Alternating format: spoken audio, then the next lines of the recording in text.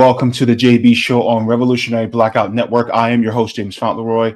Beautiful day to see all of you here on Sunday. It is June 22nd, 2025. We are live. Good to have all of you joining today, this afternoon. We have a lot to get into, but just to let you guys know, if you guys have not already, go ahead and give a like to the stream. This helps us out very much, especially to reach more people, to be able to build class consciousness, to be able to encourage more mutual aid, and also to be able to inform people of what the system really does. And so thank you so very much to everybody for contributing to that on their way in. And if you feel like you want to wait until you're on your way out, that's fine too. But thank you so very much for the likes so far. If you guys have not already, please go to our mailing list so you can join, so you guys can be part of the list, so that whenever we have clips or any live streams, you guys are informed of when that happens from us. You guys just go to revolutionaryblackout.substack.com. You guys get those email notifications promptly before we begin. So thank you so very much for that. Also, if you guys would like to get in contact with us, you can get in contact with us at revolutionaryblackout@outlook.com, so that you guys can submit any stories or any encouraging words or what have you. So thank you so very much for that as well. So what we're going to do here is, first we're going to actually get to some of the comments and say hello to the peeps before we begin. And I do apologize for my tardiness. I was running a little late trying to make my tea, but it is done and it is ready to go. It's hot and it is delicious. So good to see all of you here. Looks like we're good on the Rumble side.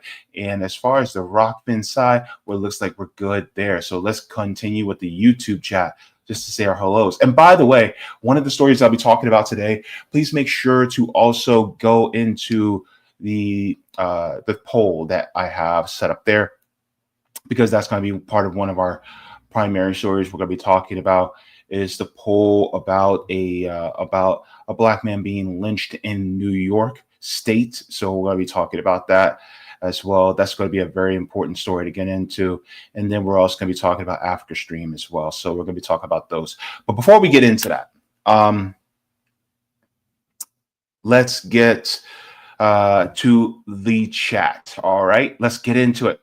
So what do we have? We got Terry Connolly coming in saying, greetings, JB and comrades. Good to see you, Terry. We also have Jace coming in saying, I'm a bit out of the loop. Haven't heard anything about Earl Smith. We're going to get into that because this is a story that really has not made any national news, and it needs to be spoken about now, today, ahora. Okay? That's how much it needs to be spoken about, because this is a big story. Jay coming in saying, what kind of tea? Well, okay, so black tea. Now, back in the day before my transplant, I'll be able to get like different kinds of tea, like green teas and stuff. But now I can't really do a lot of the immune boosting teas, the teas that like naturally boost your immune system, because of transplant, and my immune system gets too strong. It attacks the new kidney.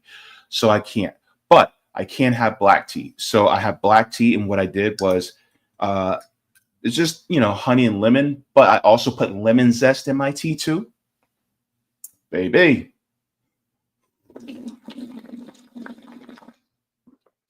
Ah, so good. The lemon flavor just really pops. Oh man.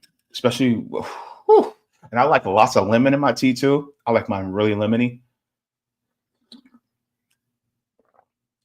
I think that's something I have in common with Wendy Williams.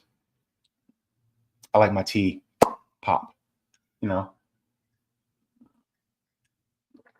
sour though, not sour, because I like my honey, but I really like that pop. Hope you guys got your tea too. Anyway, thank you very much for that, Jay. Mike says, greetings from Aiken, NRW. I'm unfamiliar, but if you can enlighten me. Is that in Wales? I don't know. Just let me know. But thank you so very much. I love the flag, though. Thank you so much. If Stoop Sign says Africa Stream has been censored before. Yes, they have, but it's gotten worse. So we're going to be getting into that in a little bit. So thank you very much for that. Tolson says, good afternoon. Good to see you, Tolson. Nice to have you. Navid says, hello. Good to see you, Navid. All right. We have Amy coming in saying, good day. Ugh, more terrible news. Yes, it is.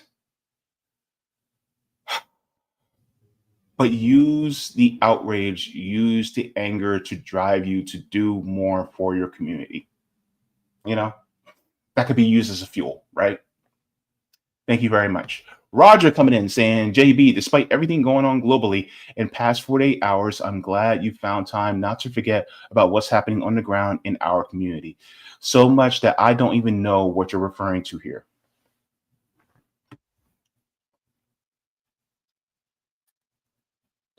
Thank you, Roger.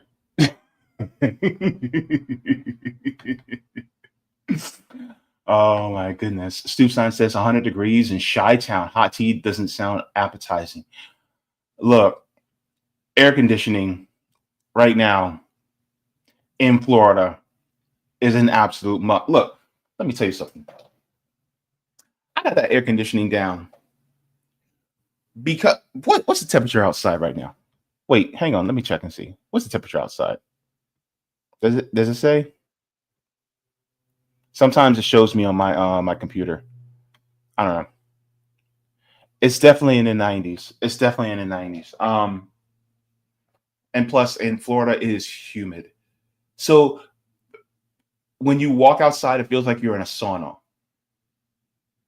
So trust me, I understand. I understand. Final Forest says, I finally made it to a JB stream, a JB live stream. Good to see you, Final Forest. Nice to have you. Thank you so very much. Let me see. Roger Miller says, oh, I forget it. I know who you're talking about now. Be easy. That dude told me. I am ashamed. I'm the New York State guy, and I'm supposed to be all over this. Forgot all about it. It's okay, Roger. There's a lot of news that comes at us, my dude. And so, look, Roger, you're not perfect, just like nobody else is. So, but I'm glad that I'm able to talk about these because um, a lot of independent media hosts, especially the white ones, a lot of them aren't going to talk about this, which is sad because I wish they would, you know, or at least have someone like me or others to talk about it, to have us on to be able to discuss this so that it can reach more people. But yeah, thank you so very much for that. Let me see. Kate Mack. Hey, Miss Kate says, hey, JB, I'm going to have to leave early for RBN meeting, but I'll watch you when I'm done. Good to see you, Kate. Nice to have you. All right. Let me see. We have Amber says, I voted for someone who was found guilty of felonies and found liable for sexual abuse and fraud, not for war with Iran. A lot of people are regretting their decision. A lot of people have buyer's remorse right now. And I'm going to tell you this, whether you voted for Harris or Trump, you would have buyer's remorse right now. The thing is like we have in RBN have been saying, like many in independent media have been saying, there was always a third option. Now, there were different third options. And there were third options were either vote independent or third party, or, well, actually not a or, it's more of an and. Do mutual aid with your communities, build class consciousness, and build dual power. And, we've had streams on how to start. Sabby does a mutual aid class every single month. So you guys can start going to that, a workshop that she does on Zoom. And then if you also want to help out, there's mutual aid opportunities in different places. Like I'm here in Central Florida. So if you guys want to, come and do mutual aid with us here in Central Florida, I may not be doing it officially with RBN right now on the ground because of me recovering from transplant, but I try to partner with other mutual aid groups as well. So you can come out with us.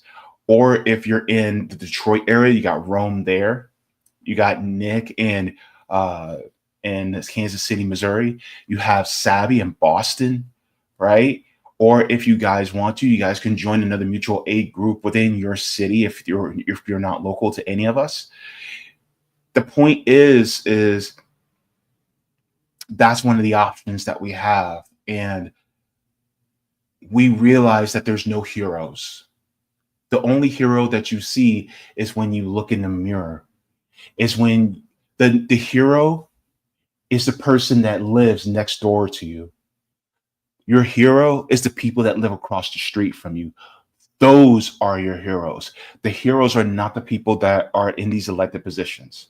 Another option is focus on number one, the local side of politics and stay out of the duopoly. And if you live in a ballot initiative state, focus on ballot initiatives.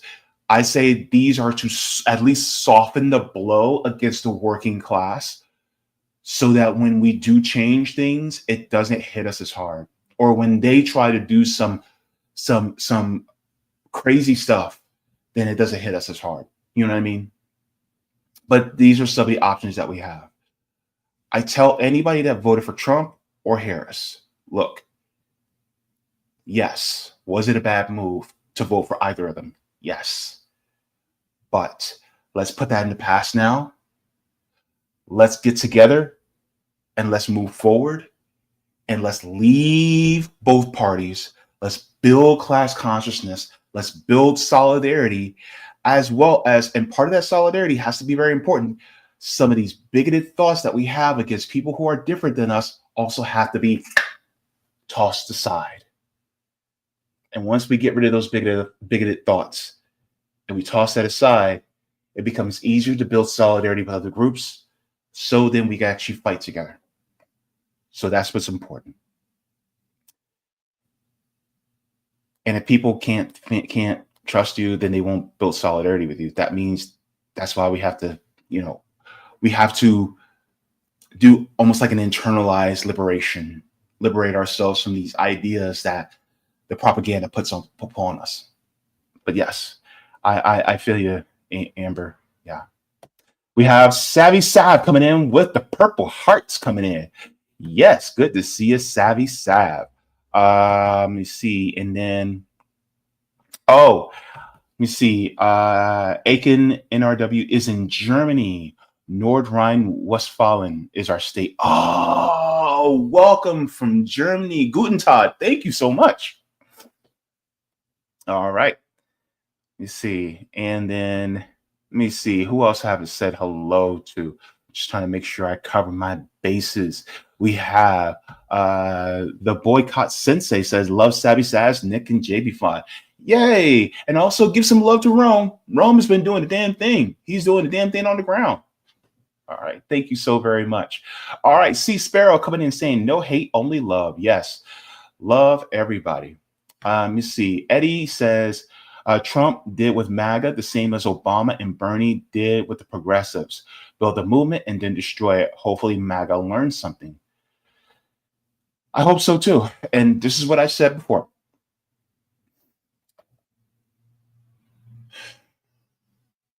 I said this in January, late January, early February.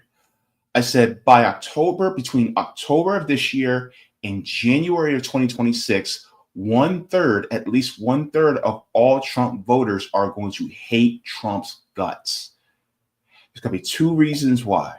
Number one is going to be the economy, because it's not actually doing anything. He's not actually doing anything for people. He's focused mostly on culture war BS, right? Attacking marginalized people just because they're different and they're not really actually harming anybody. Or two, he's actually going to be doing some neocon BS, which is what he's doing right now, and escalating and causing a war with Iran. So he's not doing a damn thing for us at all. If you voted for him and you feel cheated, I want you to sit with that. And make no mistake, Harris would have done the exact same thing too. This is why Harris and Trump are way too similar.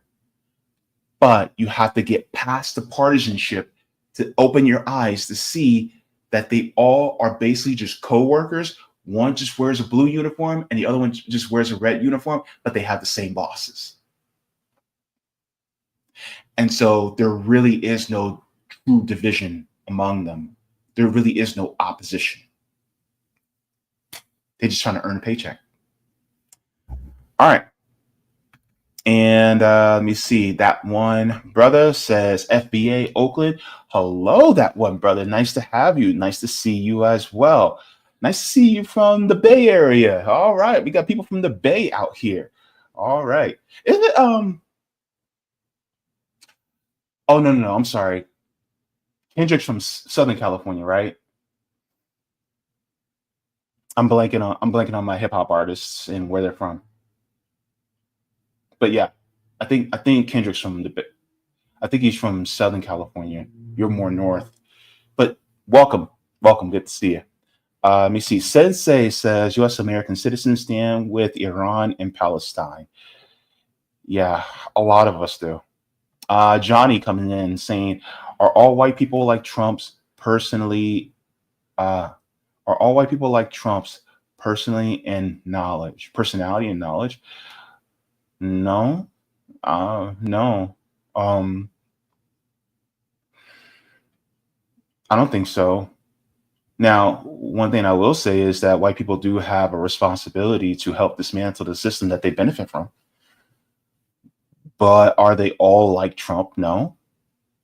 Um, there's a lot of white people who are actually working actively to dismantle. There needs to be more, right?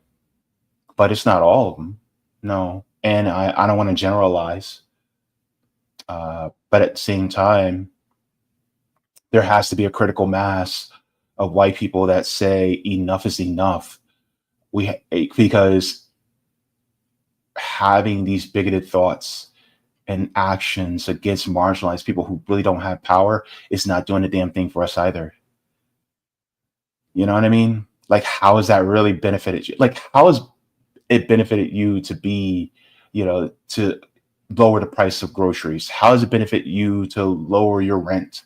How does it benefit you to raise your wages? How does it really benefit you having these bigoted thoughts? It hasn't. And so, some people have to, toss those aside as well. Let me see. We have Doug is coming in saying solidarity. Chase says, so what happened in New York? We're about to get into that right now. All One Same says the owners and controllers of global financialized capital have planned this through the think tanks for decades. Democrat, Republican, no difference. All right. C Sparrow says JB tie is on point. This is not the one I wanted to wear. The other one I wanted to wear was a little bit brighter. Good to see you, Soul Construct. All right. And we're going to do one more. Pulling the String says it's not about being black or white. It's about rich and poor. It is a class war. Unfortunately, being black is also a class. If you look at these disparities, it's also division by race too. And that's by creation of the oligarchs, of the corporate dictators. Unfortunately, that's the way it is in this country. So let's start. Let's get into this. So what are we talking about today? So we have two stories. We have later in the show today, we're going to be talking about a black man that was lynched in New York State. So that is going to be the story that I really want to hone in on. But first, we're going to be talking about the end of Africa stream. This has been, it's sad. It's a sad story because I honestly think that this was a great resource, especially in speaking about the anti-imperialist and anti-capitalist, elements, the reporting that they had and reporting on what's going on in Africa. So let's get into that right now. So, as many of you know, there is a platform called Africa Stream that has been on all the social media platforms that have been informing people about the ongoings in Africa, and they have been doing it from an anti-imperialist and anti-capitalist stance. Well, unfortunately, because of the United States government, especially under the Biden regime, it's been taken down. But we're going to go and start off with first, how this started, and then we're going to continue and show the announcement thereafter. So we're going to share the screen really quick. Let's go into this. It talks about why the government is targeting African Stream. So let's get into this. This came out in October of last year. It says, let me make sure this is big enough so that everybody can read. It says on October 1st, Gmail joined a long list of services to ban independent Pan-Africanist media outlet African Stream from its platform. This followed a September 13th speech by U.S. Secretary of State Antony Blinken that escalated the information war against anti-imperialist media in Africa. Blinken accused the by name Kenya-based outlet African Stream of being a propaganda vehicle controlled by Russia. Of course.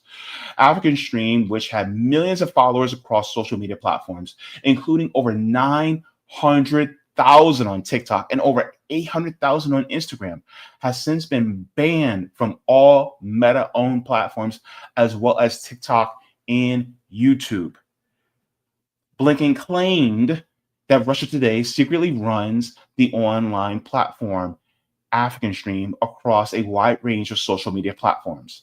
Now, according to the outlet's website, he continues, Africa Stream is, and I quote, a pan-African digital media organization based exclusively on social media platforms, focused on giving a voice to all Africans, both at home and abroad. In reality, the only voice it gives is to Kremlin propagandists, end quote. For the U.S. government has, however, not provided viable evidence of these claims. So let's stop right there for a second. Of course, they haven't provided credible evidence to these claims. And in fact, let's also keep it a buck. They also made the same claims about being backed by Russia against the African People's Socialist Party, the Uhuru movement, with people against Chairman Omali Yeshitela, Penny Hess, and Jesse Neville, which were tried in federal court here in Tampa, Florida. In fact, I actually went there. I tried to get into the courtroom, but that's a whole nother story. But I did cover it from the outside and spoke to different supporters, including third-party candidate at the time, Dr. Joe Stein. So here's the thing, right?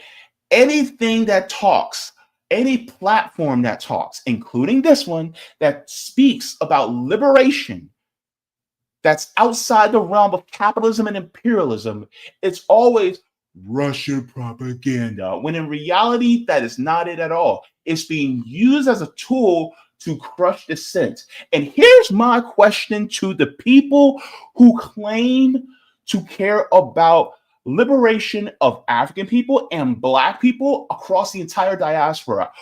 Where were you when this was happening? Where were you when this was going down? To all the liberals that champion, that say Black Lives Matter, where were you when African Stream was being attacked by Antony Blinken of the Biden regime? Where were you? I didn't hear a peep. And now, right, I didn't hear y'all as well when they were going against the African People's Socialist Party. Oh, and by the way, I'm gonna do it. Some of you white commentators and independent media did not even talk about what was going on with Omali Yeshitela. Y'all could have had him on. Look, my tiny little, my microscopic channel, my own personal channel, I had him on. But did you guys have him on? No, we had him here on RBN. Oh, yes. Me and Savvy talked to him, right? But y'all couldn't get him on?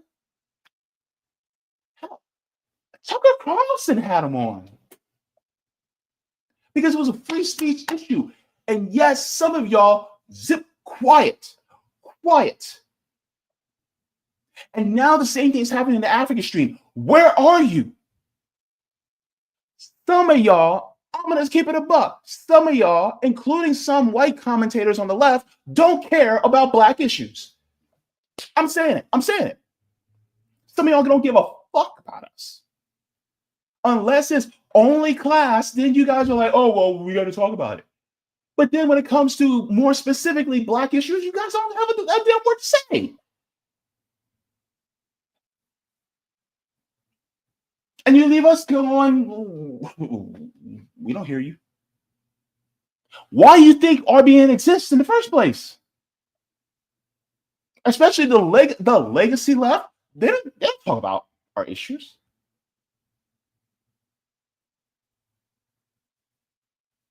These are also class issues too. They are. But they're mum's the word, unless it gets so big, so national that they have no choice but to talk about it. Namely, George Floyd. They might have talked about Sonia Massey, right? The next segment I'll be covering, they damn sure ain't going to be talking about that. Wonder how many of them have been talking about this one, about Africa Stream.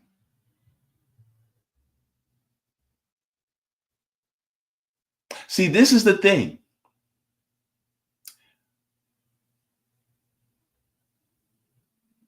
We got to talk about all of it. If you're going to talk about the issues, talk about the issue. If you're going to focus on classes, just focus on class and stop limiting it to just white working class issues. Talk about black working class issues. Talk about Latino working class issues. Talk about Asian working class issues. Talk about all of them. But they don't. It's always just general until it's more focused on something that's black or African.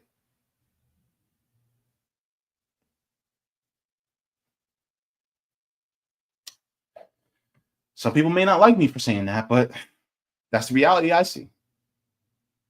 Let's continue on.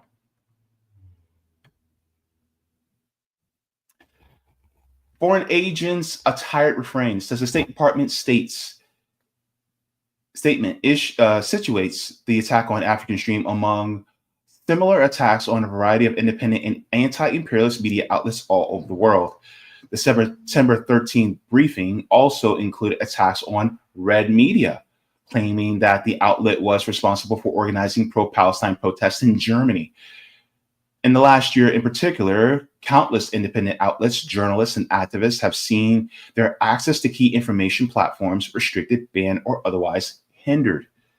These tactics themselves aren't new. This is a long history in the United States of racist, anti-communist witch hunts, with major legacy media like the New York Times at the forefront of these inquisitions. Since 2016, and the thoroughly debunked Russiagate conspiracy theory, any even unsubstantiated ties with so-called Russian state media have been used as a cudgel to silence voices in outlets critical of U.S. policy. More recently, the U.S. focus of U.S. information war efforts have shifted to China, revving the accusation that journalists and activists are actually secretly foreign agents of a hostile power. Here's the point. And I thought this before I read this, and I was just like, yep. The Foreign Agents Registration Act has been deployed as a legal tool to restrict the operations of certain media companies within the United States historically, and especially since 2017, when Russia Today, CCTV, Sputnik, and others were forced to register as a foreign agents. The designation not forced upon, for example, IPAC or Gulf state-funded think tanks. Here's the thing. They wanted to attack us for being perceived agents of a foreign state. Yet you literally have an entire government that's compromised by the state of Israel. An entire government, our entire government is compromised. The president is compromised. The Senate is compromised. The House is compromised. I would say the Supreme Court's compromised. It's all compromised. and ordered by a foreign state, Israel. I mean, even people like Ted Cruz confirmed it. So many people confirmed how basically IPAC, Mossad can waltz in to the Pentagon without needing security clearance and see the highest levels of classified information. You mean to tell me that they get all this, beneficial treatment, but yet you perceive, you think in your demented mind that we're being controlled by Russia, and so then you want to clamp down on us? The hypocrisy at its highest order. This is what's maddening. This is what happens when your government is ran by corporate dictators. This is what happens when they're ran by oligarchs. Rules for thee, but not for me.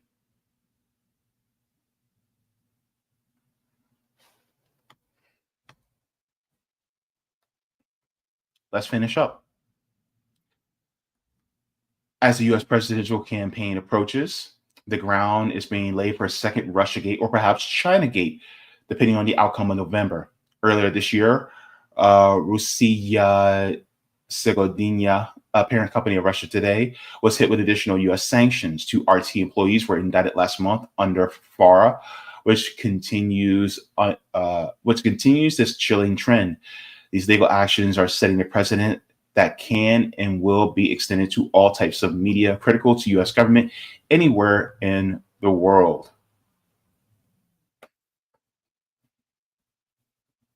So, this is one of the, biggest issues that has been talked about against outlets like African Stream. So unfortunately now,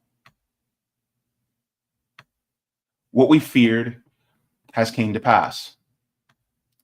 So we're going to get into that right now, because this is also deeply troubling.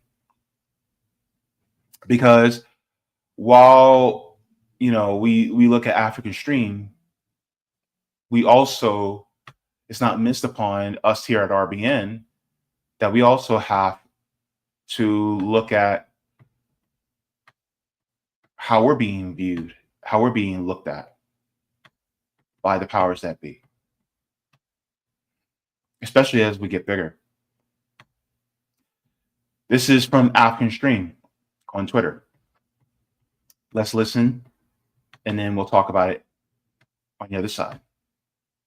Hi everyone, I'm very sorry to announce that African Stream is closing down. I know this will be disappointing to many of you who have supported us from the beginning. It's disappointing to us too. We made a genuine effort to continue after the attacks by the US State Department last September, but unfortunately we couldn't, after US Secretary of State Antony Blinken called us Kremlin propagandists. We were removed from YouTube within 2 days, Instagram within a week, and TikTok within 2 weeks. Additionally, we were demonetized on X. Across all platforms, we had over 2 million followers, and all 2 million were passionate about seeing our beloved continent reported on properly and fairly. After the attacks, our ability to generate income was killed. We were unable to travel to many of the essential locations we had planned, and we were barely able to continue running the business that so many of you have come to love. I'm not saying all this so that you feel sorry for us. You shouldn't. We take immense pride in our accomplishments at African Stream. We started this because we were passionate about accurately reporting on the most important continent in the world, and doing so from a pan-African and anti-imperialist perspective. So let's stop there for a second, because I want to add something to this. Now that we're under a new regime, the Trump regime, where was Trump to reverse this? Where was Marco Rubio to reverse this? because apparently they're the opposition, right, to the Biden regime. If they're actually the opposition to the Biden regime, they should have lifted all these things and then said, Africa Stream, you're not bothering nobody. You see that bipartisanship? You see it now? It's always okay when it comes to screwing you over. But when it comes to actually going up against imperialism, then that's when they're united. I don't see Marco Rubio going, you know what Blinken said is BS, is inaccurate. Africa Stream, they're fine. We don't have to worry about them. But no, Rubio agrees with Blinken. Biden and Trump are cut from the same cloth. So guess what? You really think that they're opposition to each other? Baby, if you think that Biden and Trump were opposition to each other, I'll have a diamond-encrusted golden bridge over an active volcano to sell you. Prime real estate. If you thought that they were actually opposition to each other, be for real. I just want to make that point because the thing is, like, a lot of times people will be like, "Oh, well, that was the Biden regime, and so they're against free speech," and yet Trump didn't reverse any of that. Free speech warrior, my ass. All right, let's continue on. We reported from Benin, Nigeria, Ghana, Mali, Niger, Burkina Faso, Liberia, and South Africa, as well as many other important locations throughout our continent and beyond, which were often neglected and misreported by the mainstream media. Due to our work, we were invited to conferences and workshops in Iran, Cuba, Tanzania, Venezuela, and Eritrea. We wanted to make an impact, and alhamdulillah, we definitely did that. Before us, there were very few places on Instagram where you could find educational and informative news about the continent. Today, there are numerous brilliant Pan-African pages and new ones emerging every day. The space is now infinitely richer, and that's not because of us, but because of you, the audience. You show that there's an appetite for African-centered news delivered by radical young Africans. We had the best followers assembled on any page, the richness of the discussion in the comment section, the feedback, the stories you asked us to cover in the DMs, the guests you introduced us to. None of this would have been possible without your contribution.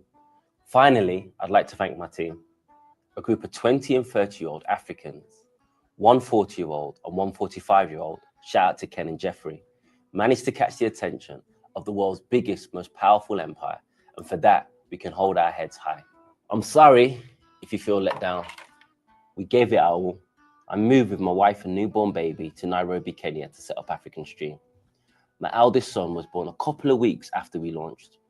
We gave it our all, but now it's time for you all to step up and pick up the baton. Keep talking about our continent, keep posting about our continent, and keep exposing the role of imperialism in our continent. We are all African Stream. Forward ever, backwards never.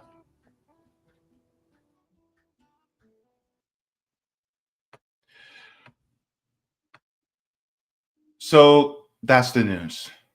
They are basically now over. All because of the powers that be, the corporate dictators, do not want the truth told about the continent of Africa. They do not want the truth told about what these imperialist powers are doing and extracting the resources and destabilizing these nations in order to be able to keep Africans subservient to Western interests. And so this is why channels like RBN, right? And there may be other channels that, that are out there, particular ones like African Diaspora News Channel, right? We may not have complete agreement on everything, but when it comes to talking about issues in Africa, we're talking about it. And the thing is like we have to, because who else is doing it? Who's talking about what's going on in Niger? Who's talking about what's going on in Mali?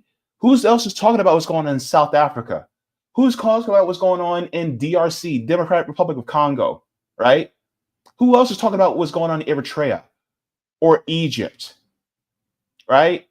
Or Kenya or Rwanda or Algeria, Morocco. You know what I'm saying? Like, who else is talking about this? From the Gold Coast to the Ivory Coast, like, who is talking about it? Who's talking about it to the Horn of Africa? The thing is, like, this is absolutely necessary because we're literally talking about the richest continent in the world. Africa is Fort Knox of the earth. And if you don't think that we can't, baby, we have to talk about it. And by the way, Africa's going through a population boom. Everywhere else in the world, they're seeing population decline, except for Africa. Africa's seeing a population growth. So this is why it's so important for outlets like African Stream to maintain. If you have other outlets that are educating people about the continent of Africa, good, especially if they're educating from an anti-imperialist perspective. Good. Support them. Support independent media whenever and wherever you can, because ultimately the West's goal is to silence them. They want to silence us. And once the truth goes out, so then lives are next. Human lives are next after the truth goes out. This is why they don't want us to know what's going on. I'm going to tell you something. A lot of what's been going on in Congo and Sudan, that made the rounds on TikTok. And just like people were sharing stories about what was going on in Gaza, people were sharing stories about what was going on in Sudan and in Congo. Just like that. And now it's time for us to ramp it up. Let's ramp up. Ooh, Lord. It's time for us to ramp that up. So I'm sad to see African Stream go, because they were a great resource. But I hope to see other outlets emerge. And I hope that you guys continue to support media outlets like those of us here at RBN. Because if we can't talk about it, who else will? So I hope African Stream can return. My best wishes to all the people there, in solidarity with all of you guys at African Stream. You guys have done phenomenal work. All right, please go ahead and give a like to the stream. Thank you so very much to everybody for staying with me for this subject. We're going to get into the comments in the chat. But first, what I'm going to do is we're going to do a shout out to the patrons on Patreon, and then we will get into the chats. All right. So shout out to all the patrons on Patreon. For without you guys know that we wouldn't be able to do this work as freely as we can, because ultimately what ends up happening is, well, we wouldn't have the time, because, of course, some of us are also working as well, but we would have to spend more time basically out of our houses and working more, and we wouldn't be able to cover these stories as much. So you guys allow us to be able to do that. as well as because not only do we talk the talk, but we try to walk the walk. And so you guys allow for us to be able to put that as well in front of people's faces to see, hey, we're doing these things like mutual aid and building dual power and organizing. You can do the same. And our goal is encouraging people to do that, to make sure that people realize that the hero that they see is the person in the mirror. And it's not these politicians. And so I just want to give a shout out to all the patrons on Patreon. Thank you so very much for supporting the channel. You guys have kept us up and you guys continue to do so. So thank you very much. All right, so let's get into the chats. Let me check to see if we have any Rumble rants. And then if not, then we'll go on to the Rockfin. All right, looks like we're good on the Rumble side. I don't see any Rumble rants. All right. Now, let's get into the Rockfin side. Let me see. Okay, looks like we're good on Rockfin. All right, so let's go into the YouTube side. All right.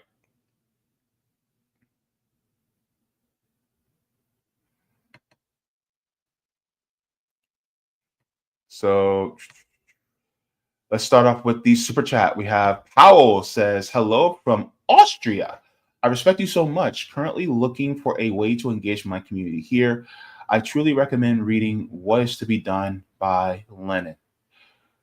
Very nice, Powell. Nice to have you and welcome to the channel. Good to see somebody from across the ocean.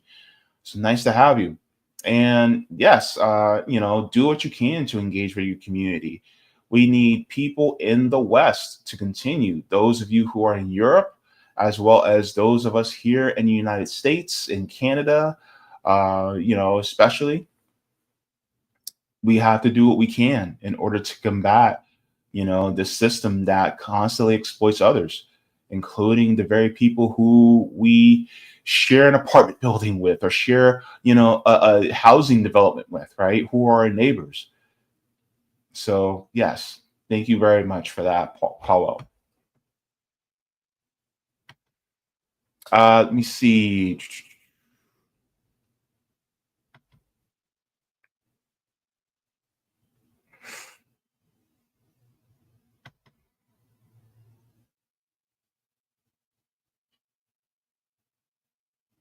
Let's go up here.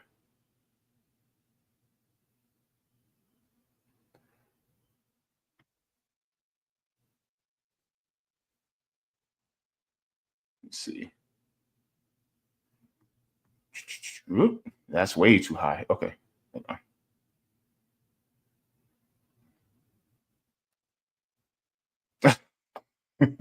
Kime said Jaybe in the place to be, and he's got what it takes back to rock the mic.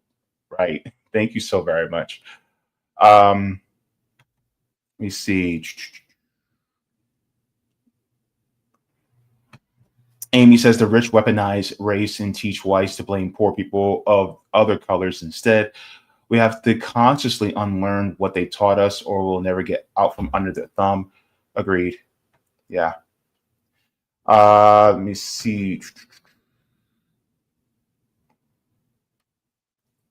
Luke Carlos says an important way to fight the class war is to fight for reparations for descendants of slaves, which is a race issue, i.e., yeah, it's a race issue and a class issue, because that is also recovering surplus value that was taken away from us from the capitalists at the time, also known as slaveholders. And so therefore that surplus value has to be returned.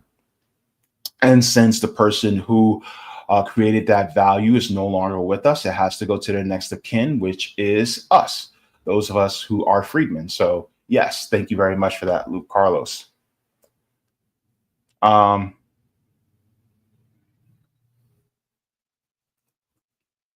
Mike says, let them block, ban any platform disagreeing with them.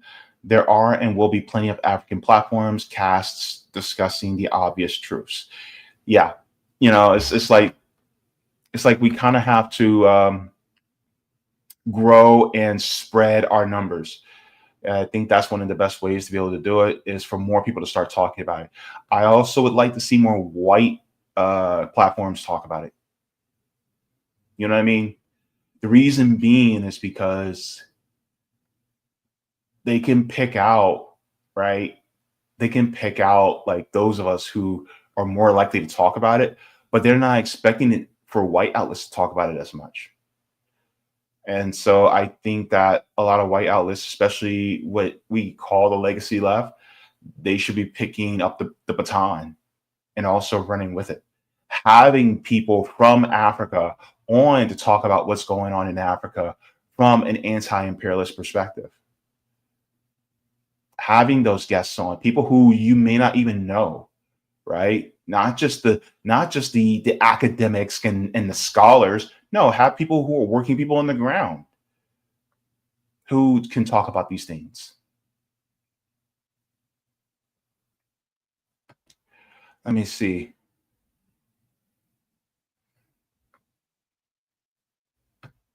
Pulling string says it's funny to think how much U.S. government got away with by blaming Russia, China, or communism. Yeah, when in reality, they're the ones who are doing all the damage.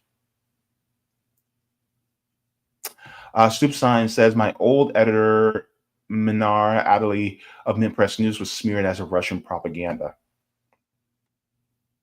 Yeah, it's quite sad. Let me see.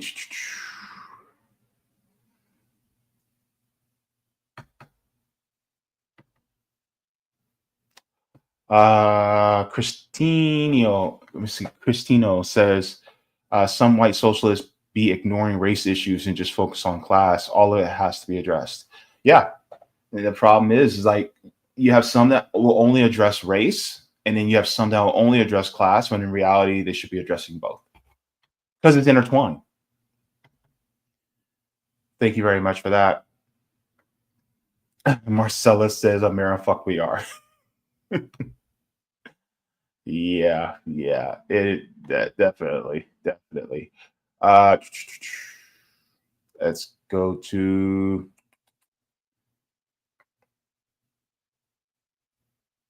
Eid says, "Yeah, wow, our government is evil."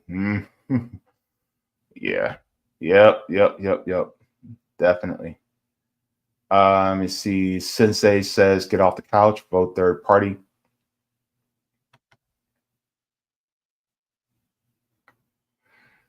Darius says, "Is this AI?" No, baby, I'm real. I'm real. Let me see.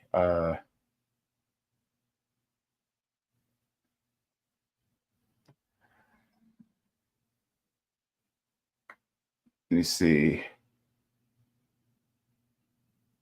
Abidu says, noteworthy. Abby don't talks about it. Africa is rising and the West is shook. Good to see you, Abby. Nice to have you in here. All right. Sean says, good morning, JB. Sorry I'm late this weekend. Has been nuts. Don't ever apologize for coming in late. Look, this ain't a job. You have no responsibility to me. Look, I'm just happy you're here. It's just good to see you. That's all. Yeah, just, come in and say hi. Even if you can't stay for a while, just come and say hi. That's all. You don't need to apologize. You guys are too sweet. You guys are too kind. David says, we can't treat a living planet like a piggy bank, though. Emulating the USA is not the right path. Agreed. I think exactly. Let me see. Roger says Black Culture Diary on YouTube is pretty good also. I never heard of them. Let me see. Let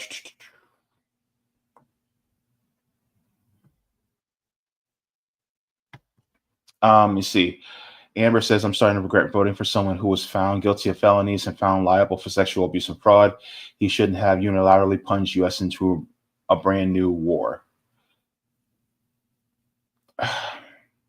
Here's the thing, though. We warn y'all. The problem is that some of y'all were like, But some of y'all said, "Oh, but Trump is slightly better than Harris, and so I'm going to go with Trump." And then some of y'all said, "Well, Harris is slightly better than Trump, so I'm going to go with her." And you realize that neither one is true. You know, we're glad that you reached that conclusion now, but we wish that more of you have reached a conclusion before that. You know, but happy to have you here with us now. Let me see. And then, all right. And then C Sparrow says, how many people will get swept under America's rug? I don't know, but it's going to be a lot.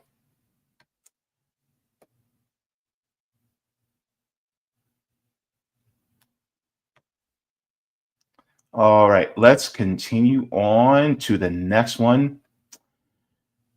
Whew. This is going to be a deep one, folks. Let's get it.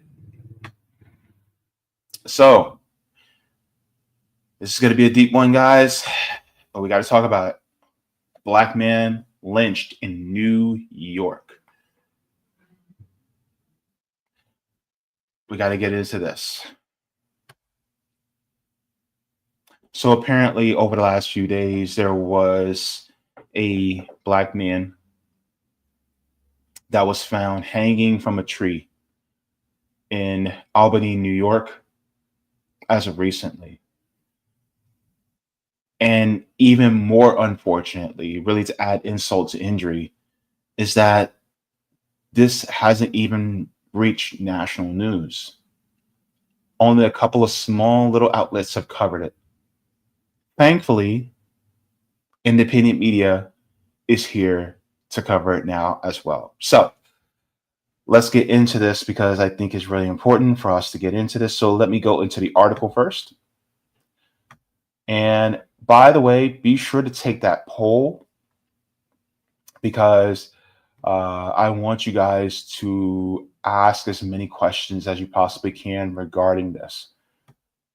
I do not trust law enforcement as far as I can throw them. So y'all let me know what you think. So it says black man found hanging from a tree in New York. Police call it, and we got to be careful with the word. Y'all can read it. The blurb says the unidentified man was found hanging from his neck in Albany, while the police are calling it. Local residents are skeptical. So it's the sad irony that this was published on Juneteenth. But yes, let's get into it. It says on June 11th, a black man was found hanging dead from a tree in Albany, New York. While police have labeled it a self-harm, I'm going to use that. Locals and people identifying themselves as family members of the man are skeptical. According to the Times Union, a call was made around 8 a.m. last Wednesday, and officers found a body hanging from a tree on Westerlo Street. Sorry, my pronunciation. Videos circulated on social media showing the body, but were quickly taken down. When a black man is hanging from a tree, the first thought is lynching, given America's sordid history with the practice. But local police were quick to push back against the narrative. You know what this reminds me of? This reminds me of the story of Denores Richardson. Who is Denores Richardson, might you add? I'm glad you asked because I haven't seen many outlets cover anything about Denores Richardson, but thankfully I have. Denores Richardson was actually a disabled black man that was found hanging from a house, a shack in the front yard. And if he was looking to harm himself, why would a black man do that? Why would a black man do that particular way? Hmm? That don't make no sense. So that's what reminds me. And the police said, oh, yeah, there was no foul play. It was just self-harm.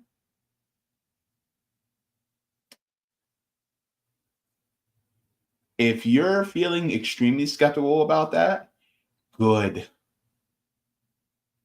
Because I don't believe that either. I believe there was foul play. And I believe that somebody with a badge and a gun had something to do with it. I believe that. Let's continue. It says at this time, based upon preliminary investigation, the circumstances appear to be consistent with self-harm and no evidence suggests that the incident is criminal in nature. So that's from Albany police. Locals have taken to social media and TikTok to express their disbelief at how little coverage the hanging has received on social media. There has been skepticism over it being a cut and dry self-harm, given how little information has been released about the incident.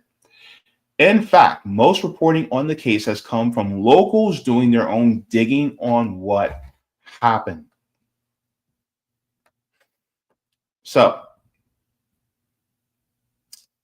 let me see if I can play this. Hello, everyone. I am back with an update on the man who was found hanging from a tree in Albany, New York. That's right. If you look at the screen, you will see there's a screenshot from the man's niece. According to the screenshot, she says, "This is my uncle." And again, he did not hang himself, let alone have a red flag on him. He was a happy soul. There are cameras where this happened, and that is completely true. And police never asked to see the video. What are they covering up? That video will tell us everything we need to know. Well, you heard it here, folks. Listen, keep reposting, keep sharing this video. Let's not let this go under the radar, under the bridge, whatever you want to call it, because this is real and this is community news and this is real journalism. The problem is none of the real reporters are reporting it. So here we go. Share it, share it, share it, share it, share it. Thanks so much for tuning in. So this is part and parcel of why independent media is so important, because the corporate media is not touching this. They're not touching this with a 10-foot pole, right? Let's get into this. It says, while police have not released the name of the man, social media posts and a GoFundMe page seem to point out to the deceased one being Earl Smith. There are few confirmed concrete details about the case, and we don't want to get into baseless speculation. But the lack of coverage and the alleged refusal to review camera footage is a bit suspect. You think committing a crime in 2025 is somewhat foolish because there are cameras all over every city. I learned this during the Jonathan Majors trial when footage was released showing the assault and the chase from several different camera angles throughout the city. It shouldn't be hard to see exactly what led to this man's death. And by the way, yes, during the Jonathan Majors case, which me and Savvy actually talked about on the Savvy and Jaybe show, this was months ago, there were multiple camera footage that was taken of Jonathan Majors running away from a white woman. And so they were able to catch that in New York City. And yet this happened in Albany and they don't want to see the footage. Isn't that evidence? They don't want to see the evidence.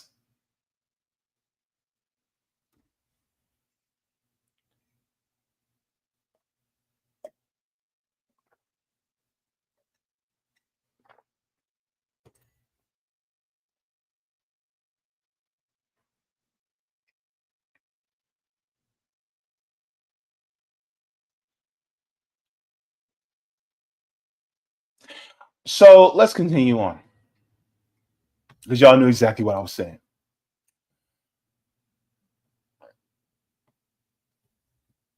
It says, looking at the comments on TikTok show that several Albany residents have expressed disbelief that the story hasn't received more coverage. Quote, I work in Albany and I live in the area and I haven't heard a single thing about this until now.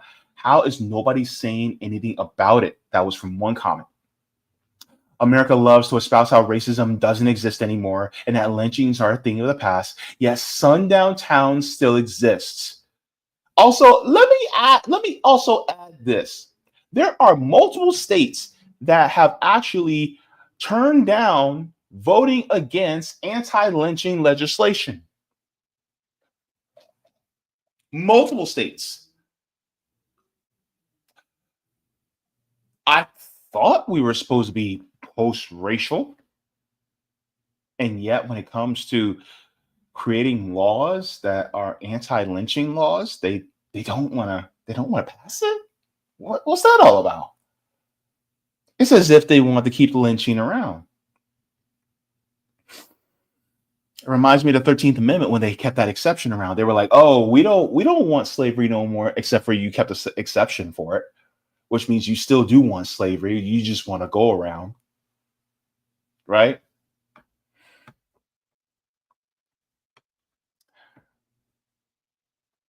It says whether it's literally hanging or an alleged extrajudicial killings by the police, lynching hasn't gone away.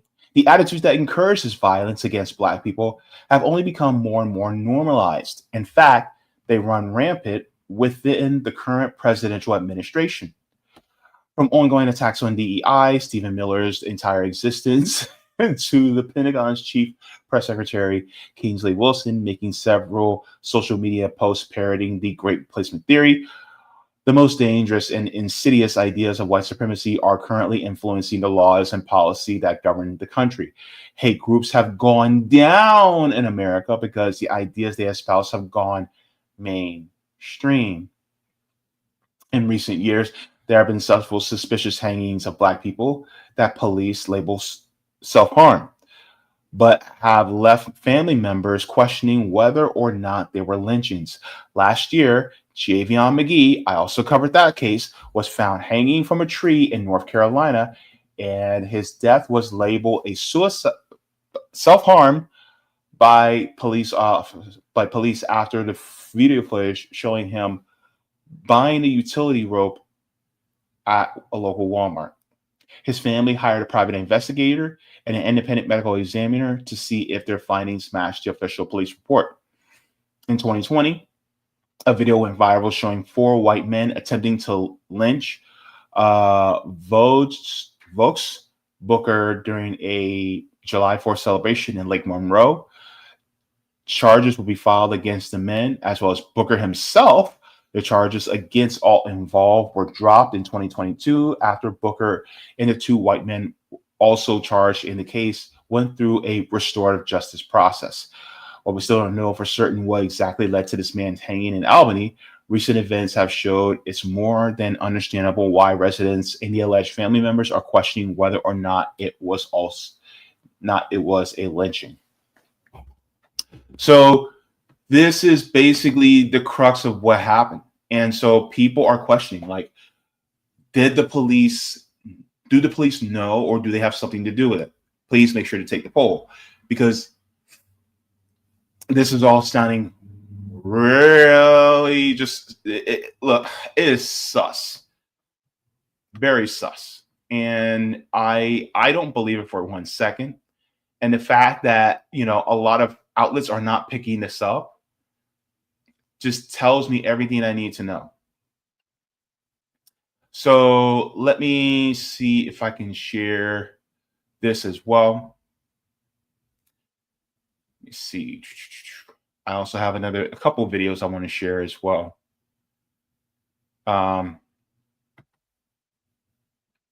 Okay. So I want to give credit out to the social media outlet called See Racists. It says a 53-year-old Black man was found hanging from a tree in Albany, New York on June 11th. Why was there only one article and no news stations are talking about it? So let's hear what this brother has to say, and we'll meet on the other side. This morning, I did a video letting everybody know about the 58-year-old black man that was found hung in a tree over there in Albany, New York. TikTok just gave me a violation over here for putting that video out, everybody, and they would not put it back. I did an appeal, but they would not put it back. Y'all know how TikTok plays. Sometimes they want to violate you for absolutely no reason. I don't know if they're trying to hide the information from getting out there, slow it down from getting out there, or what. I did put it over there on the blue app, everybody, and this is my name over there. You can go over there, engage with it, spread it around, help it to get around. Also, follow this comment, go over there, engage with that video over there, watch that in full, repost it and everything like that. The details are also over there where many of people will be able to get the details. I do not know if they're going to violate the video that this came back from, and I don't know if they're going to violate the video that I put back out, because I put the video back up and I put some more blockage and stuff like that on it. Make sure y'all go over there and check that video out, give it some engagement as well to help that to get around and to gain more awareness on it as well, because we want them to do a thorough investigation. We also want them to check those cameras that's been in the area. They said that there's a school, there's a police department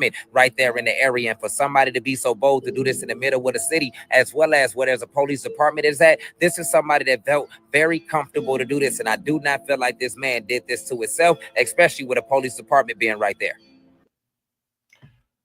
So social media outlets are taking down a lot of the posts that are talking about this. I'm hoping that this will stay up here on YouTube. I don't know if it will. I'm trying to be very careful with my language. I'm trying to be careful with what I say and what I show, as you guys can see. But we know that a lot of times when crimes happen against Black people, a lot of times, some outlets, they want to keep it hush hush. You know what I mean? And so it sounds like they're trying to prevent another outrage over another Black person, when in reality, the outrage is warranted, right? How we were outraged at the murder of Sonia Massey, how we were outraged at so many different people. You know, there wasn't much news about Dolores Richardson. You know, there wasn't much news about Jaybe McGee. You know, there wasn't much news about Sensei Reed. There's so many different people who some of y'all probably don't even know the names of that I covered on this channel. But many people aren't talking about it because it's not the big news story, but it's still a news story, and it's still happening in working class neighborhoods, especially a lot of working class Black neighborhoods. You know? But yeah.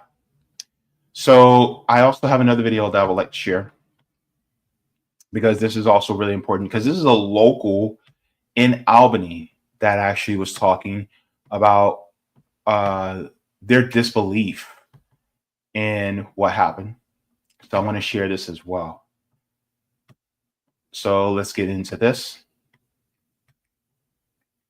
And y'all let me know what you think. Do y'all believe that that this was just self-harm, or was it something more? Let's listen. Don't let them fucking lie to you. Earl Smith was lynched in downtown Albany in broad daylight. There is no possible fucking way within the city limits of Albany, New York, that a Black man went to a tree with a noose and a stool or a chair or something to stand on to be able to put the noose over the tree, put his head through the noose, and then kick out whatever he was standing on from underneath it.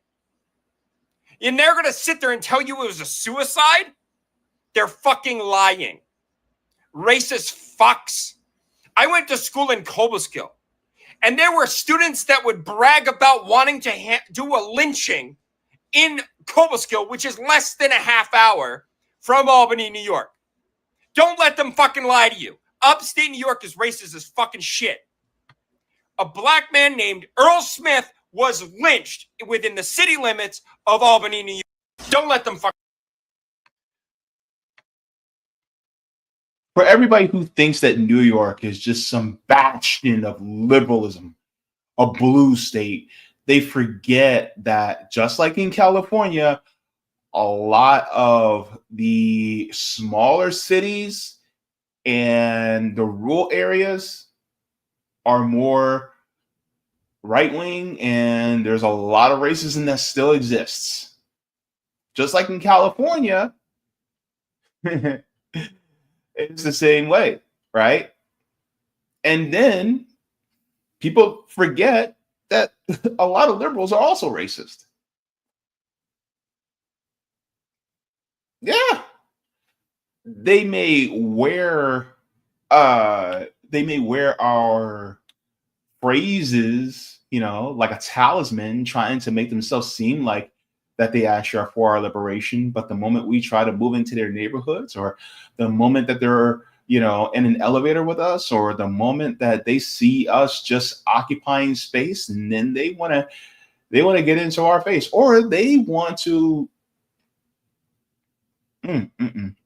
they want to make it so that they treat us like we're children. We don't know what we're doing. Infantilize us, right? And so there's so many different things, so many different issues regarding how liberals treat us, as well as a lot of these, racist, white wingers who treat us. And the thing is, like, this literally happened in Albany, right? And people were like, well, New York's a blue state. That don't matter. I want you guys, go and look up Laquan McDonald and get back to me. Go look at Laquan McDonald. That was in Chicago, a blue city, right? And look at what happened to him. Just because it's red or blue doesn't mean anything.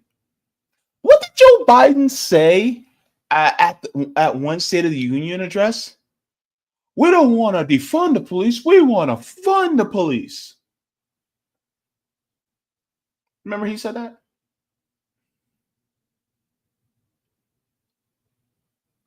So that gives you any indication as to how they could be.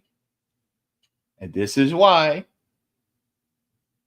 when we talk about ejecting some of these bigoted thoughts, we're not just talking about people who may have conservative ideas. We're talking about liberals too. I do not believe that he harmed himself. Now, I would share the GoFundMe. However, I don't know if it's legitimately the family of Earl Smith or is somebody that be trying to cash in. So that's why I'm not sharing it. But I do want to make sure that that we acknowledge that I don't think that this person harmed himself like that. Especially a man in his 50s, a black man in his 50s, and harming himself by hanging himself from a tree? No. Nope. Nope. I do not believe it. No.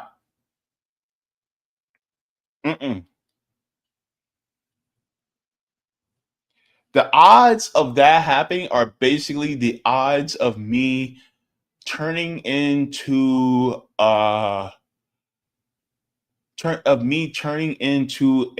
bright red cardinal in front of you on your TV. It just ain't happening.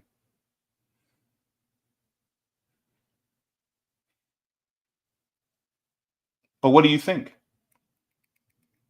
Do you think that it may have been police involvement, or do you think it may have been somebody that's close to police, but police are covering it up to save somebody? Because this also happened to a little black boy when two white boys who were 10 and I think 10 and 11 years old, they drowned a little black boy. I forget the little black boy's name and I apologize, but they drowned him in a construction area. And the police protected those little white boys because they drowned him. And then once they found out that they were being protected, they not only arrested the white boy, the two little white boys, but they also took the mother in too, because they literally committed murder. So were they? Let's check the poll. Let's check the poll and see what you guys say. Because I am very curious. Let me refresh this real quick just to see.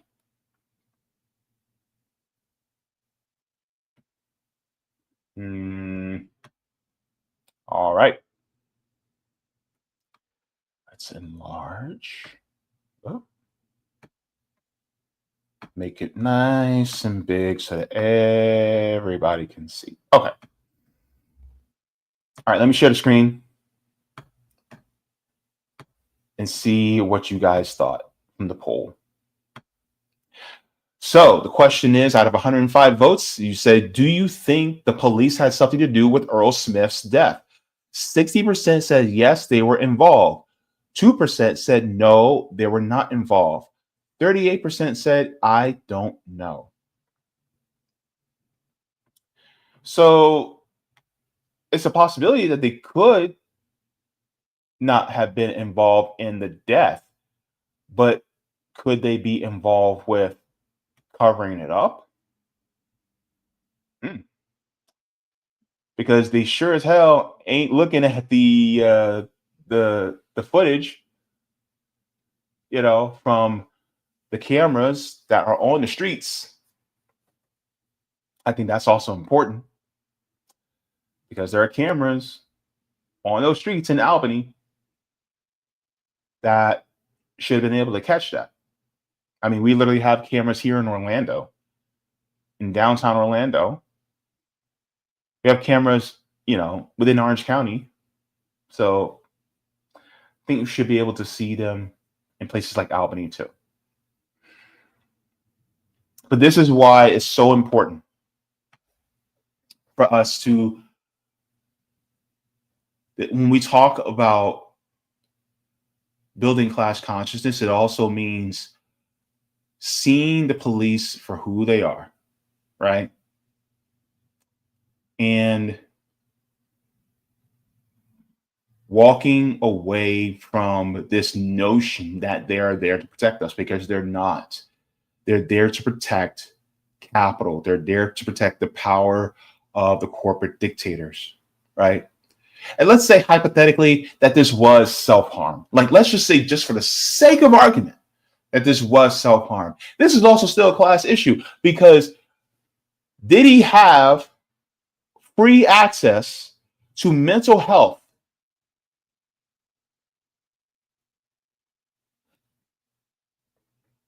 Was he able to get mental health without charge, adequate mental health? I'm not talking about just going to a hospital and then having to get a bill you can't afford a few weeks later. No, I'm talking about actual, true, universal health care. Because what good is it going into there when you know you're going to have a bill that you can't pay once you get out? And then that adds to your burden. So ultimately, even if, for the sake of argument, if it was just a self-harm issue, then this is a perfect example of why we should have a nationalized healthcare system, so that we do not have to worry about people harming themselves because of issues regarding mental health. By the way, it is Men's Mental Health Awareness Month in the month of June. So, with that being said, we should be focused on giving universal health care, because the rates of self-harm among men are the highest. Add that in with, yes, it is also Pride Month, LGBTQ men, right, who are also suffering from mental health issues. And we should also focus on that because that's also very important. What about the veterans? Because veterans suffer from PTSD, among many other things. We should be focusing on their mental health as well. Meanwhile, you have these oligarchs trying to get us into a war with Iran, which we are basically presently in now. Thanks, Donald. And so this is why it's so important for us to build dual power and do mutual aid. And yes, are these stories sad? And do they make us despondent sometimes? Yes, but use your anger, use your outrage as fuel to change the system. Because anger is an emotion when you feel that things are not congruent. So therefore, you have to put things into balance. And that anger is there to push things back into balance. Meaning changing the system into something that's egalitarian, that's equal, that's equitable for all of us. Anger could be used as a powerful tool. Outrage could be used as a powerful tool if focused in the right directions. And this is why we say, don't depend on politicians, especially in the duopoly, but do more amongst your community, not only to change the system, but to also keep each other safe.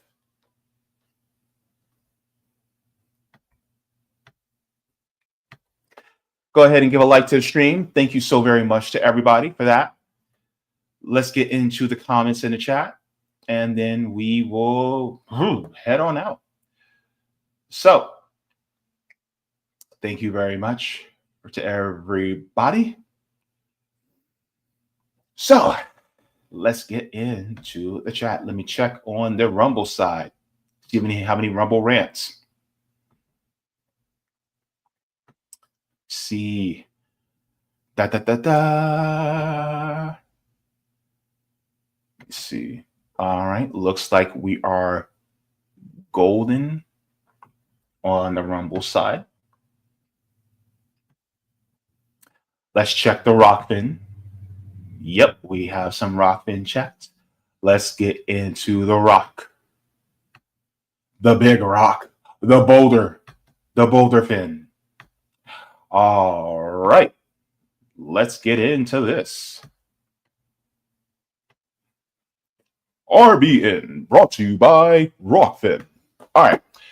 Thank you very much for this, Roger. He says, we passed the state law during the George Floyd protest that calls on a judge to assign an independent special prosecutor to work out of New York State Attorney General's office to investigate police. Though it is in cases of police clearly out in the open of police mishandling, killing, violating our Eighth Amendment rights, prohibited of cruel and unusual punishment, like I thought he had a gun argument. I thought my life was in danger. I'm not sure if a judge will see this, if he can be used in the case, since we don't know if police did it. Albany is the state capital. We call upstate up south. Unfortunately, Jay, it is important that as a community as a whole, we acknowledge how other groups of color feel the same way about us, who take on these white supremacist beliefs about freedmen. Here's the thing. You're going to get mad at me for this one.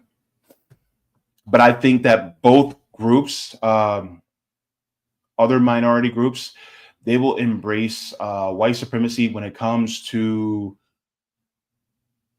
they will embrace white supremacist thinking. Not all, some will embrace white supremacist thinking when it comes to being anti-Black. But then sometimes some of us freedmen will also embrace white supremacist thinking by being xenophobic back in return. And so this is why I say both groups, we both have to come to terms with this and kick that to the side. Now, here's the thing. I wasn't even going to be talking about this, but you brought it up. The thing is like both groups will suddenly embrace white supremacy in certain ways in order to go after other groups because one feels like they've been slighted by the other. And it's sad, but that's the way it is. And so, yeah. And it's like, well, we've been slighted first. And it's like, yeah, but at the same time, it's like now you're using the same thing that was used against you in order to go up against other people. Just like they're using white supremacy to go up against us. And who really benefits? The people who run the system. But, you know, that's why I say we have to work on our own communities and purge this from ourselves. Both of us have, you know, both groups, you know, multiple groups have to work on purging this from ourselves. Of course, I know I'm going to get pushback, but it is what it is. Let me see. I think one more came in.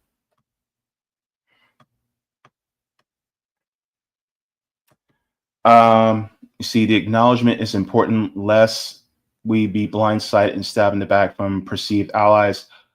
Why have they been thinking this way towards us? Because if not, they'll get the Mahmoud Khalil treatment. Unfortunately, that's also true. So let's get into the rest of the chat.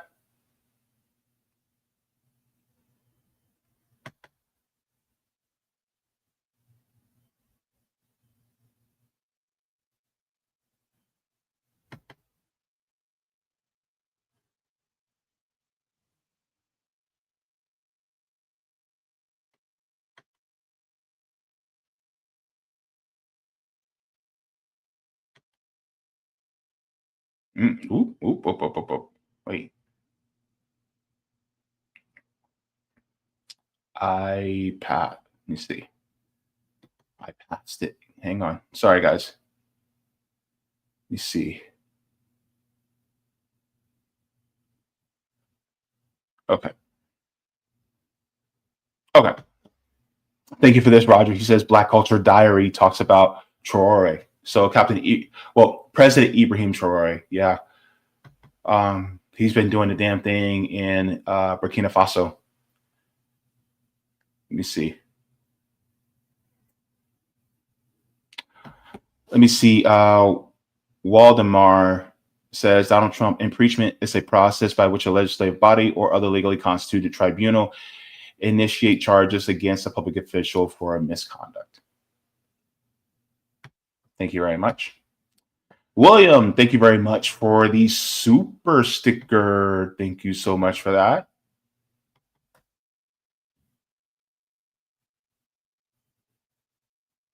Abidu says about 3 Black men have been lynched in North Carolina. If I recall correctly, they were all truck drivers.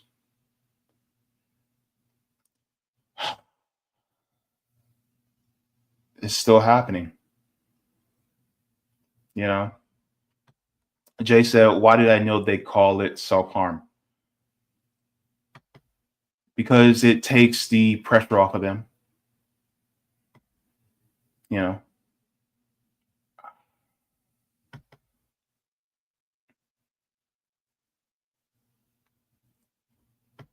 Let me see. Stewart says, Marx once said that there could be no liberation for white workers without liberation for Black workers. I can definitely rock with that. Thank you very much. Amy says, out here, police coddle the Proud Boys at the very least. I agree with our host that you can't trust what any cop says. Oh, yeah. Mm-hmm. Vicky says, I work with defendants and inmates, and the lack of subpar work on part of law enforcement, especially in cases with Black and Hispanic people, is pathetic. I'm in the Los Angeles area, and there are so many cases like this. Oh, yep, I believe it. I believe it, Vicky. Yep. Mm-hmm. Whew. Doing the Lord's work there. Stoop sign says let me say, a lot of black people have been killed by cops in the Trump administration and it's been ignored. Yeah. And the thing is, it's like all the people who have those flags that say don't tread on me, where y'all at? Because I don't see y'all out here protesting police brutality. It's as if you believe what the state says wholesale if it's somebody that's black that's been killed. Mm. Ain't it funny? It's crazy. And then they'll make up stories, or they'll make excuses. Like, for instance, like what they did with George Floyd. Oh my God, but he was under the influence of drugs, and that's what killed him. All right. So here's what you do. You take, your medication of choice, right? And then let somebody kneel on your neck and see for almost 10 minutes, and let's see how you fare out. Let's see how you fare. Oh, you don't want to do that? Why? Because you're afraid that it'll harm you? What in the world? Because here's the thing. Even if he was under the influence, the knee on the neck definitely didn't help. It's as if it contributed and was the primary factor of his death. Because if you look at page 1 of the autopsy report, he died from asphyxiation.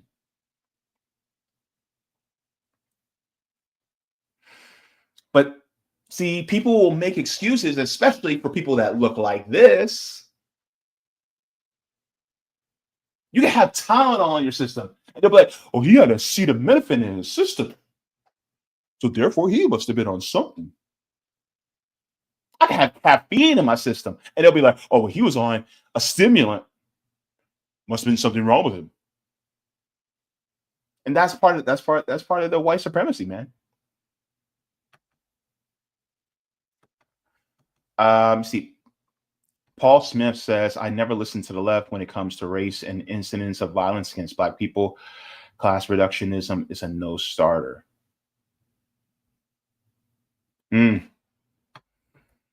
Interesting. Let me see.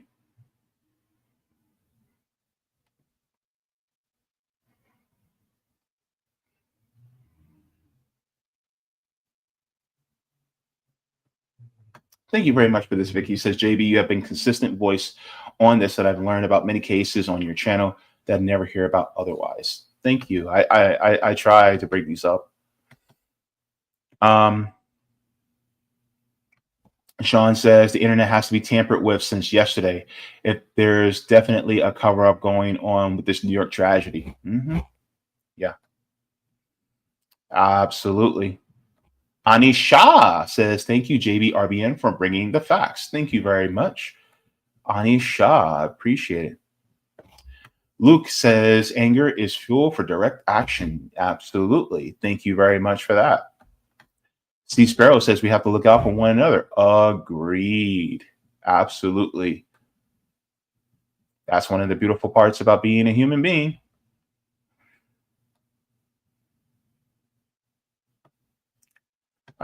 So let me check. Let's see. All right. So for you guys, I'm going to be heading on out. It's a little earlier than usual, but I'm glad to be able to finish on time, finally. But thank you so very much to everybody for tuning in. I will be having on a guest on this Sunday, not Sunday, Tuesday. And I will be discussing healthcare. So I have a couple of special guests. At least I know I have one confirmed, but we will be talking about healthcare on Tuesday. So be sure to tune in for that.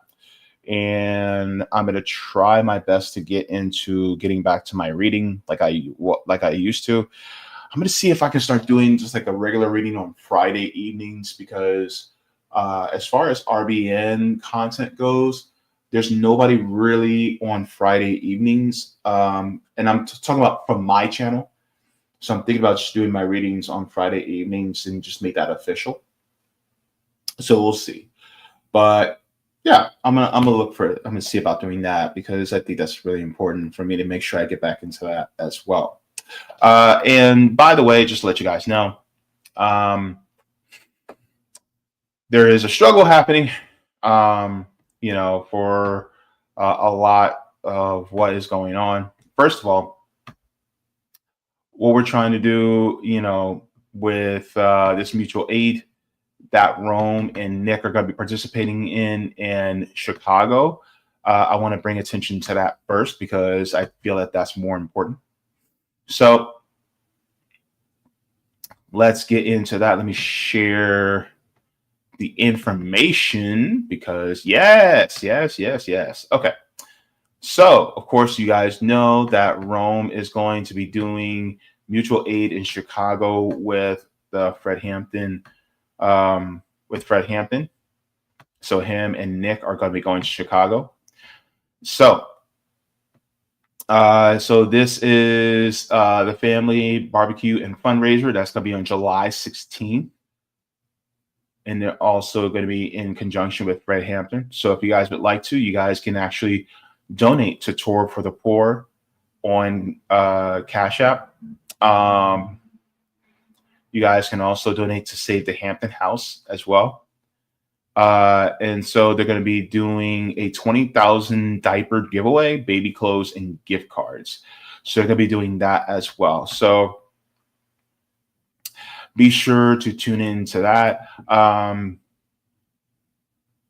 and help out and donate so that they can get these diapers as well as the gift cards and the baby clothes for the people out in Chicago. That's very important. So I just want to encourage people, look, let's say, even if you are unable to do this, to donate to this, could you guys come together in your community and do something similar? I don't care if it's just buying one pack of Pampers and giving it away to somebody who needs them, a parent that needs them. Just one pack. Just buy one pack. You're at the store and you have, an extra $10, right? And you buy a pack of Pampers. Let's say your kids are already grown, right? Or you don't have kids. Buy a pack of Pampers and then find somebody that has kids that needs them and just give them the pack. And then talk about building class consciousness and coming together as a community. And you just did mutual aid.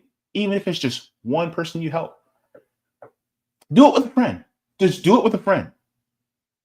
You put in $5, your friend puts in $5, and then you guys get that pack of diapers and give it away to one person. Start there. Right? That's how it is. That's how we begin. It doesn't have to be complex. Right? You have power.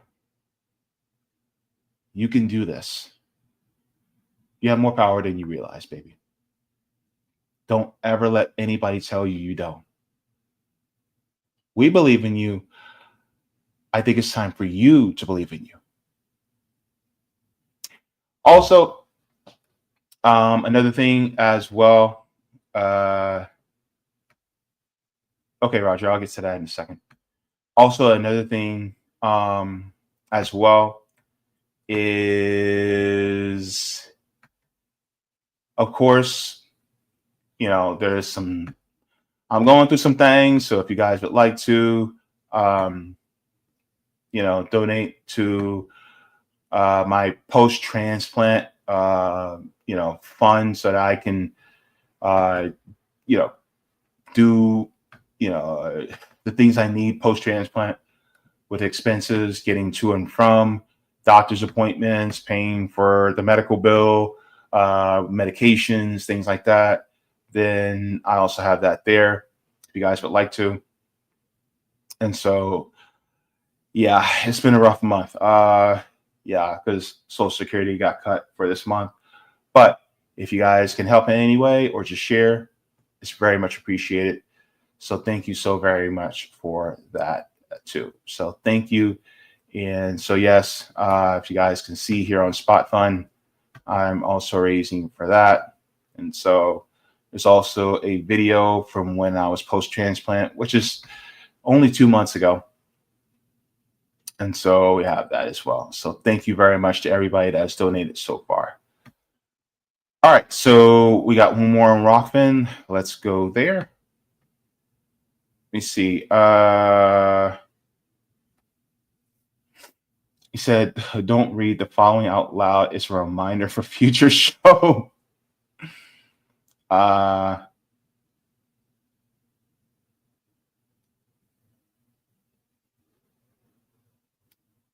Okay.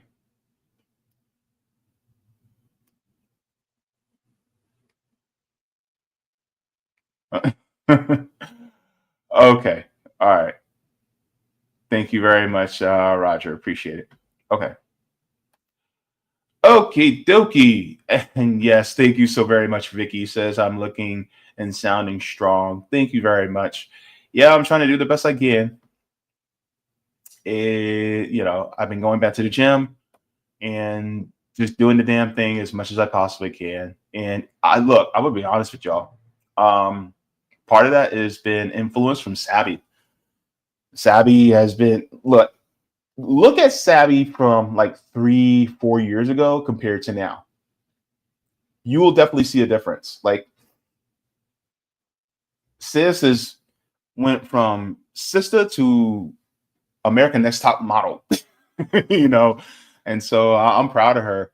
And so I'm trying to get my thing going on.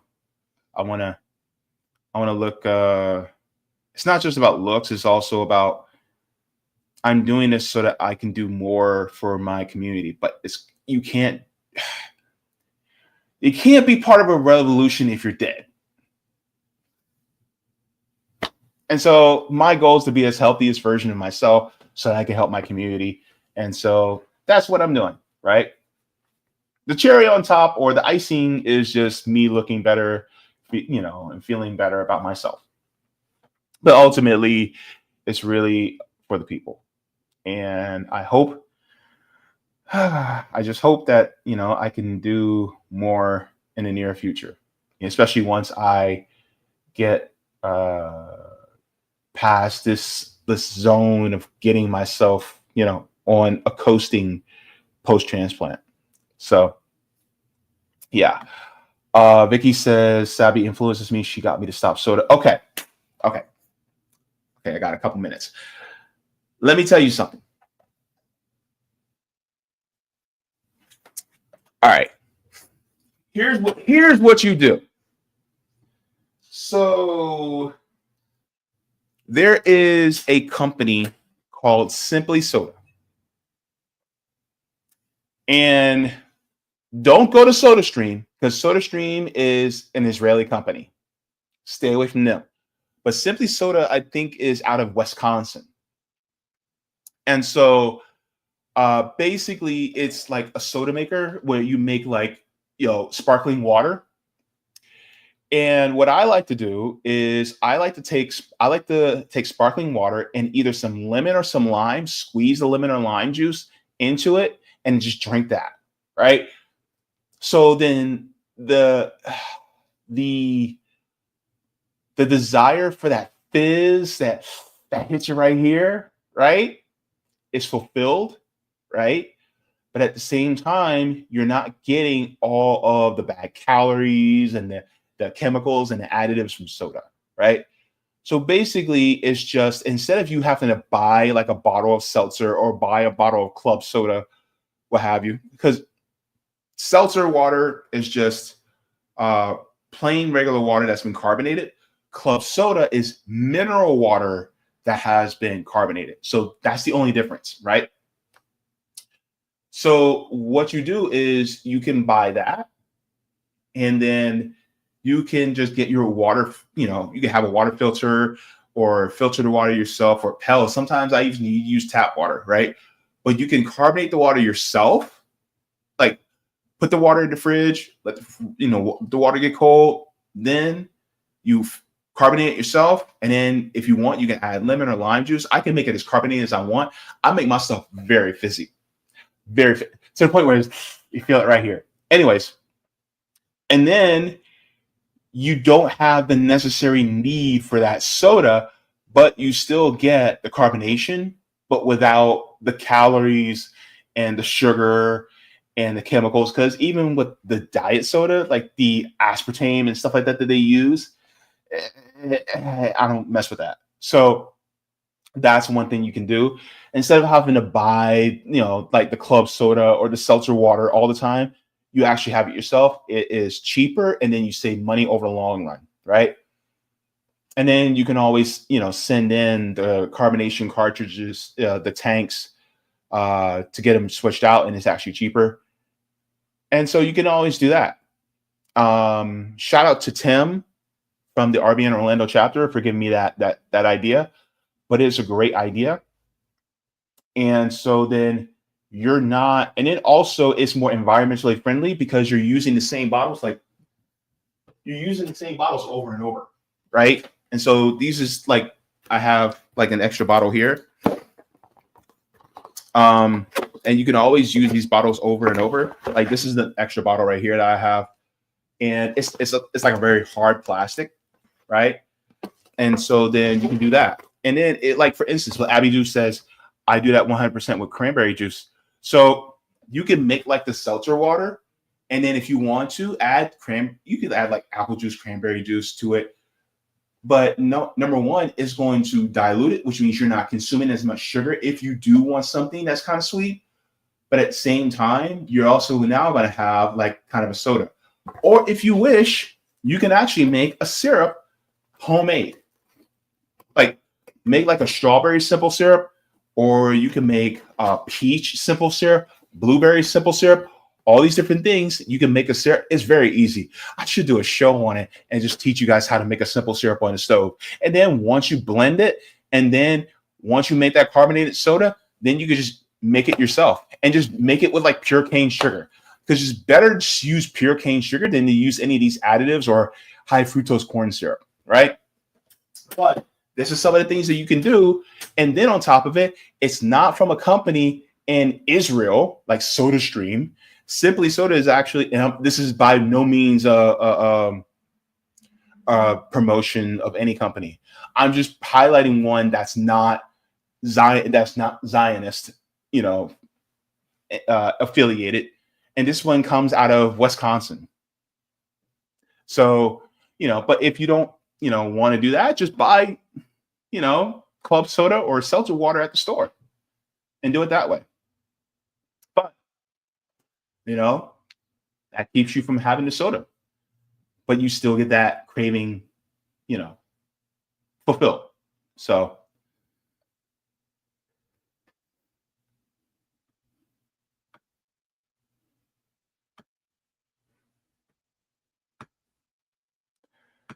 Roger says, I made Sab blush, so she never replied, so I DM'd you.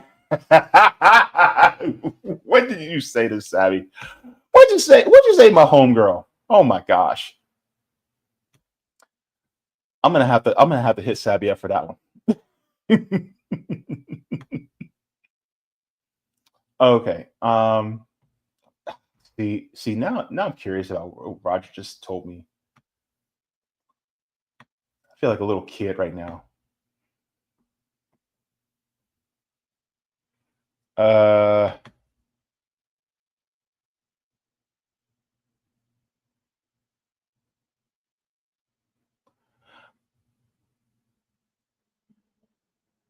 Wait, Roger, you want me to read this live?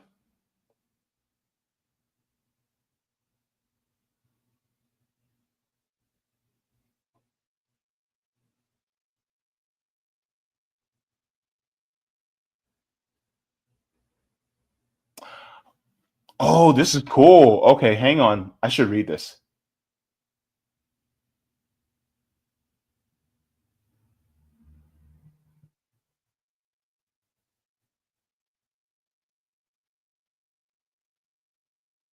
Okay. I'll read it because it's wholesome. I'll read this wholesome message, Roger, because I like it. And it's okay. All right. I got it. Okay. So, Sabby, if you're watching, this is for you, sis. All right. Roger says, I was talking to a random brother at the barbershop who I'd never seen before. See, mind you, I need to go to the barbershop and I'm broke. Anyway, he says, so started talking to him about politics. From him speaking, I got it from him that he is a conservative. He told me he watches on stream, and he said a whole bunch of people that I didn't even recognize. I guess they were conservative people online. He said, since I had Jimmy Dore streaming on my phone, that at the time he said, yeah, he watches him also, but then he flipped and said, you know what? There's another person that I listen to. I forgot her name.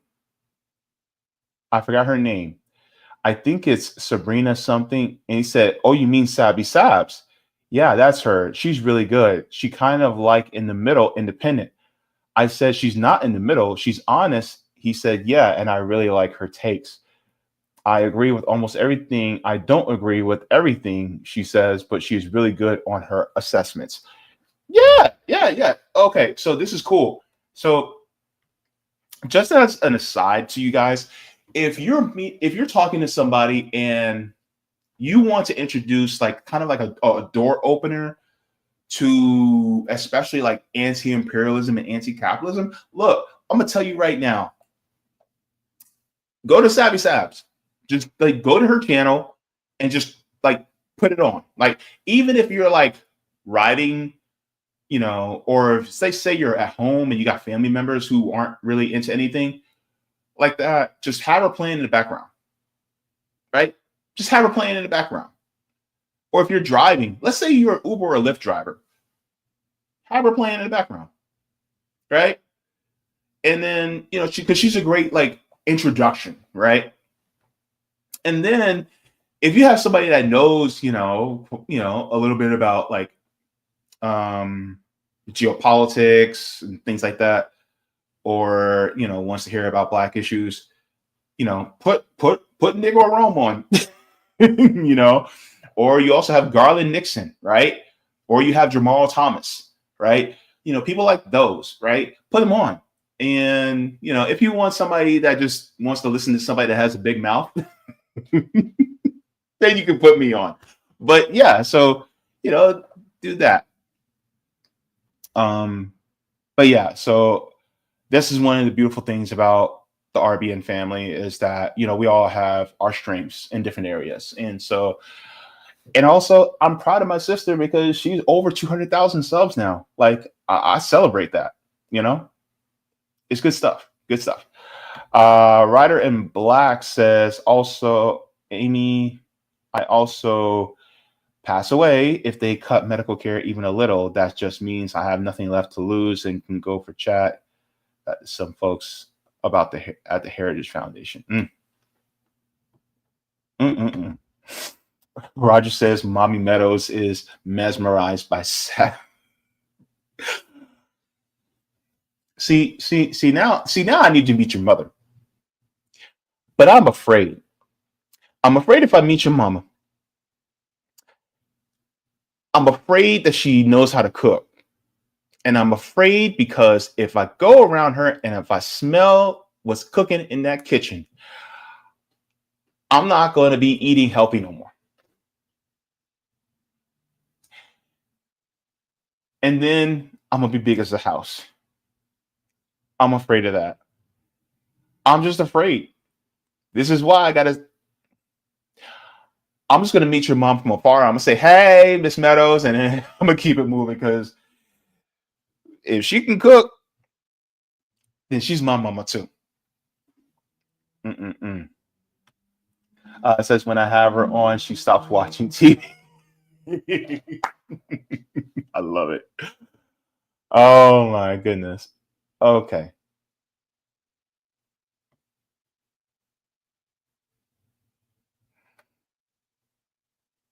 All right. So let me head out, guys, because I got to go. Anyways, thank you, Ari, so much for tuning in. I hope you guys have yourself a beautiful day. Oh, her days of cooking for others are over since dad died. I cook for her.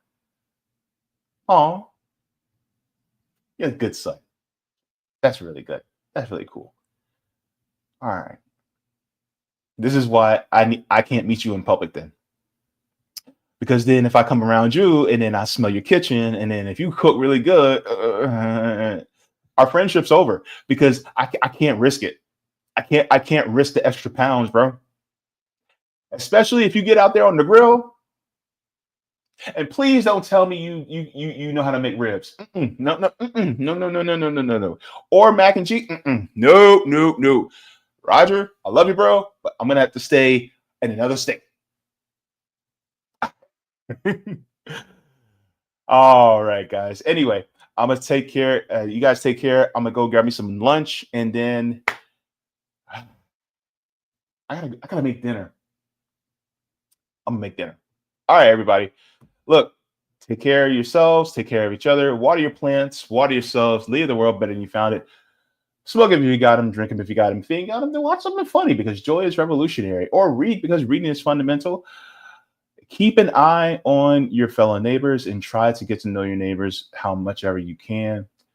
And also support independent media, especially ones that talk about, marginalized groups on a frequent basis because we need more people to talk about us.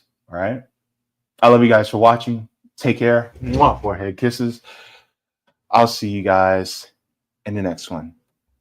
Deuces, Bruces.